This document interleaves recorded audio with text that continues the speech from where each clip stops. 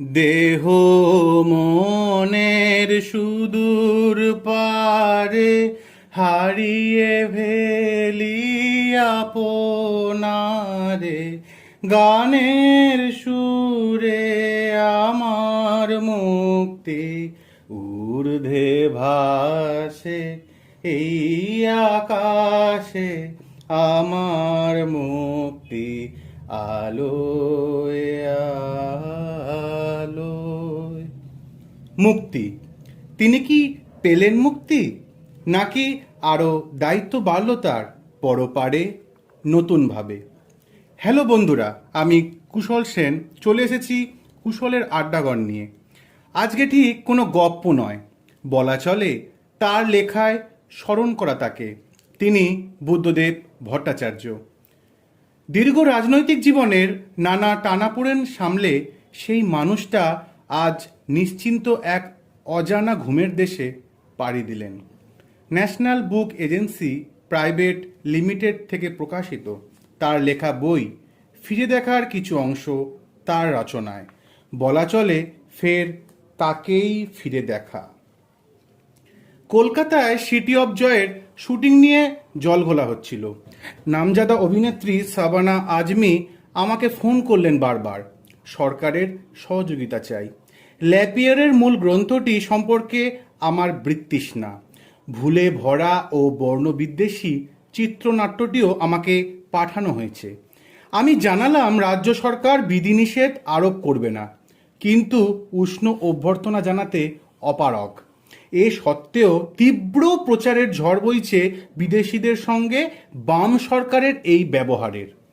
শ্রী সত্যজিৎ রায় আগ্রহবশত চিত্রনাট্যটি দেখতে সম্মত হয়েছিলেন। আমি পাঠিয়েও দিয়েছিলাম। কিছুদিন পরে একটি চিঠি পাই তার কাছ থেকে। এক ধরনের বিদেশিদের আমাদের দেশ সম্পর্কে আপত্তিকর মনোভাব নিয়ে তার নিজস্ব প্রতিক্রিয়া।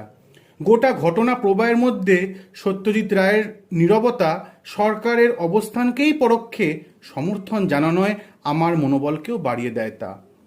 স্বাধীন চিন্তার এক বড় মাপের মানুষ হিসেবে নন্দনের পরিকল্পনা থেকে শুরু করে নামকরণ, লোগো তৈরি, কেন্দ্রের সমস্ত কর্মকাণ্ডের রূপরেখা নির্মাণে তার আন্তরিকতা আমাদের স্পর্শ করে গেছে বারংবার নানাভাবে।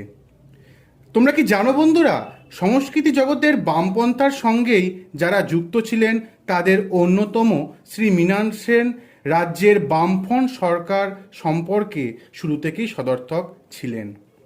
পরশুরাম নামে তার একটি চলচ্চিত্র নির্মাণের সময় উদ্বিগ্ন হতে দেখা যায় এবং আমায় জানাতে চেয়েছিলেন একটি দৃশ্যে তার শট নিতে হবে, পুলিশ হকারদের তাড়া করে রাস্তা থেকে উচ্ছেদ করছে।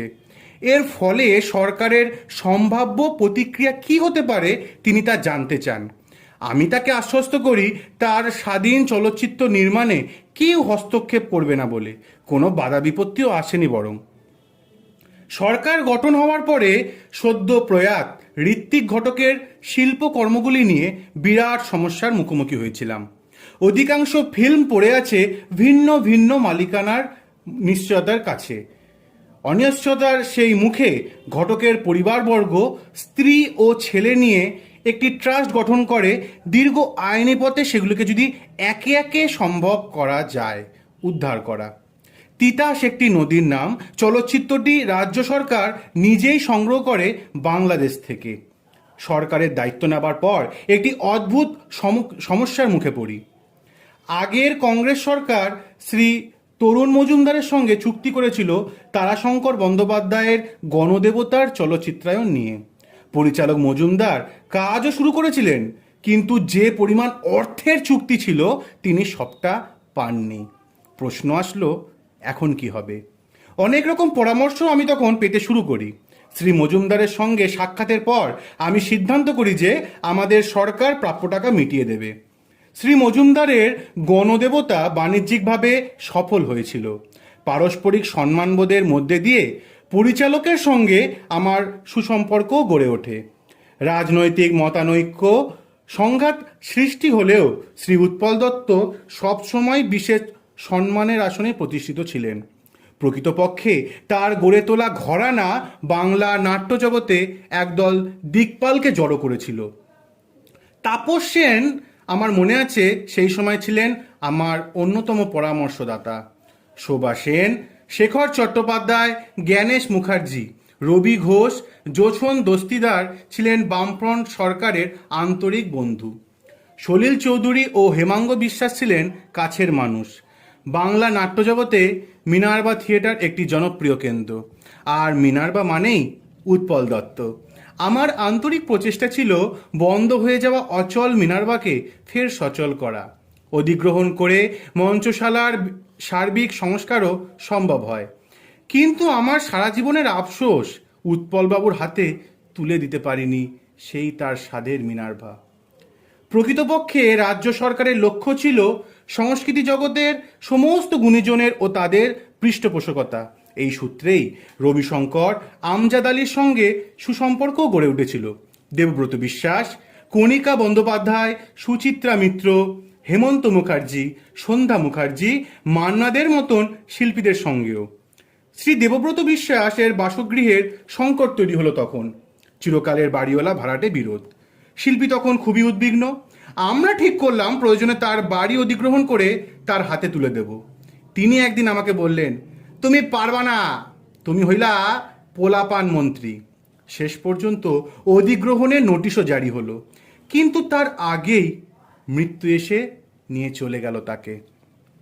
সে যুগের নবীন লেখকদের, বিশেষত শক্তি চট্টোপাধ্যায়, সুনীল গঙ্গোপাধ্যায়, সন্দীপন চট্টোপাধ্যায়ের সঙ্গে আমাদের এবং অন্তরঙ্গতা স্বতঃস্ফূর্তভাবে গড়ে উঠেছিল বরাবরের জন্য।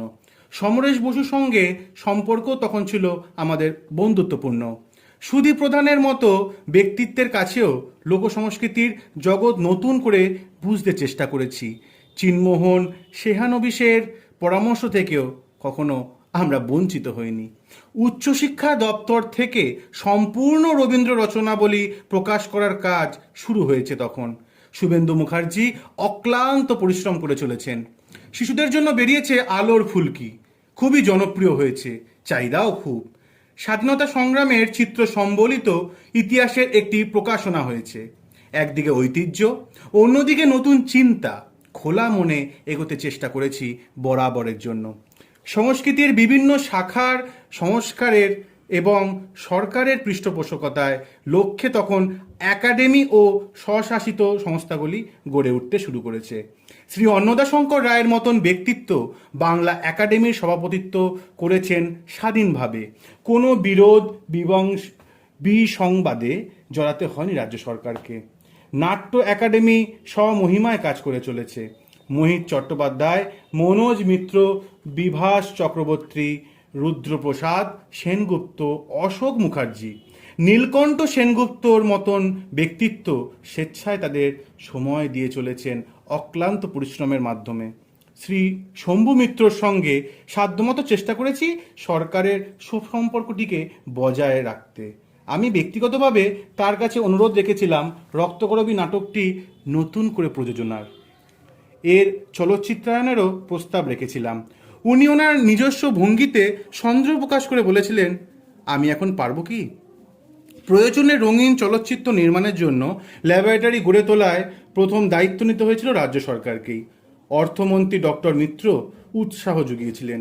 3টি রুগ্ন স্টুডিও অধিগ্রহণ করতে হয়েছে সরকারকে রাজ্যের চলচ্চিত্র শিল্পের স্বার্থে। বাংলা চলচ্চিত্র উৎপাদনের সংখ্যা বাড়ানোর জন্য বহুমুখী উদ্যোগ নেওয়ার চেষ্টাও তখন শুরু হয়েছে। নাটক সহ অন্যান্য সাংস্কৃতিক অনুষ্ঠানের জন্য রাজ্য সরকার কলকাতা সহ জেলায় জেলায় নতুন নতুন সাংস্কৃতিক মঞ্চ নির্মাণ করে চলেছে অবিরত। গিরিশ, মধুসূদন, শিশির, দীনবন্ধু সহ প্রায় 24টি অডিটোরিয়াম লোকশিল্পের পুনরুজ্জীবনকে অনেকটা সম্ভব করে তুলেছিল।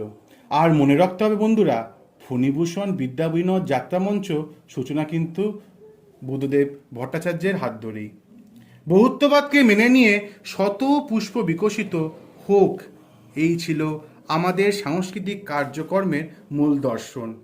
আমরা কোনো ফতোয়া জারি করিনি, কারণ আন্তরিকভাবেই বিশ্বাস করেছি শেষ নাহি যে, শেষ কথা কে বলবে।